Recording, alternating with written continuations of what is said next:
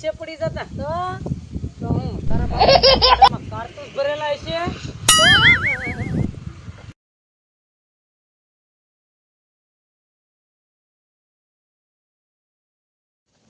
હાલ હવે હું છે ને પત્નીને પૂછી લઉં કે મારે હારું ઘી કેમ હાલતું નથી. 100 ગ્રામ ઘી લીધેલું હતું પણ 1 મહિનો ચાલ્યું. હે લી હા અમે પેલા ઘી હતું ને અમારે તો 100 ગ્રામ ઘી 1 મહિનો હકારતા. બોલ એક જ મહિનો તો 1 મહિનો ચાલે ને 100 ગ્રામ ઘી કેટલું હાલે?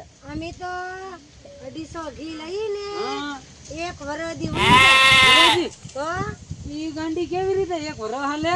આવડી સીસી કાચની આવે ને હા એમાં ભરી લેવાનું હા અને પછી આમ રોટલામાં ચોપડવાનું. એટલે ઘી સોપડવાનું? હા ઘી સોપડવાનું? તો ઘી ઘી ઘી તે ને સીસી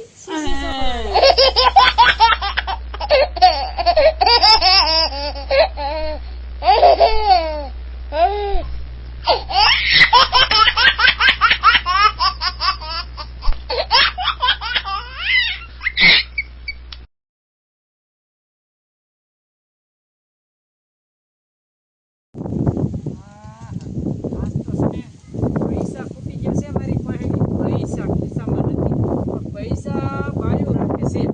પણ હા મને ખબર છે કે બાયું પૈસા ખાટલાની નીચે ગોદડામાં રાખે છે. તો હાલ આજે પૈસા મારે છે ને બધા લઈ લેવા છે ને ખબર ન પડે ને એમ. લે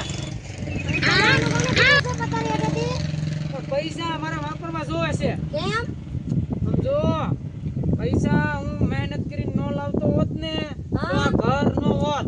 તો પૈસા મહેનત કરીને ન લાવતા હોત ને તો પણ હું એનો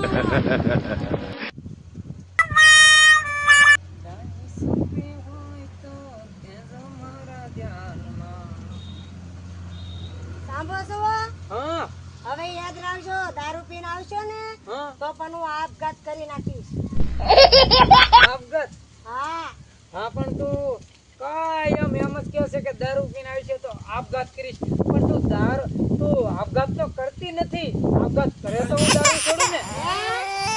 તમે લગન પહેલા એમ કહેતા ને કે તારી માટે ચાંદ લઈ આવું તારા લઈ આવું હજી હું તો એવું બોલું છું. તો પણ બકાલું લઈ આવજો ને.